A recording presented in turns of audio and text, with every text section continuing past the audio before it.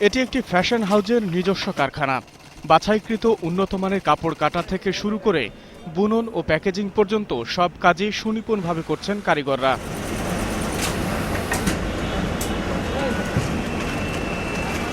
এসব প্রতিষ্ঠানে রপ্তানিযোগ্য পোশাক তৈরির সক্ষমতাও আছে। সামনে ঈদ, তাই গুরুত্ব পাচ্ছে দেশীয় চাহিদা। ডিজাইনারদের মতে প্রতি বছরই ঈদ কিংবা এ ধরনের উৎসবে বাঙালি পোশাকে বৈচিত্র্য চায়।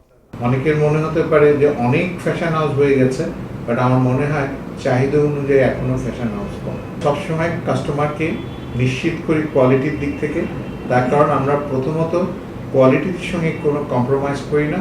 ফ্যাশন হাউসগুলোর পোশাকের মূল্য চড়া। এ প্রসঙ্গে ফ্যাশন হাউস কর্তৃপক্ষের বক্তব্য, বাজার দরের সঙ্গে সামঞ্জস্য রাখার পাশাপাশি গুণগত মান বজায় রাখাই তাদের কাছে গুরুত্বপূর্ণ। প্রাইসটা এমনভাবে রাখি যেটা আরও যে ব্র্যান্ড আছে বা তাদের সাথে সামঞ্জস্য বা তাদের চেয়ে কম রাখারই চেষ্টা করি। ঈদ উৎসবে প্রতিটি ফ্যাশন হাউজেই পোশাকে বৈচিত্র্য আনতে প্রায় ৫০০ মতো নকশা তৈরি করে থাকে।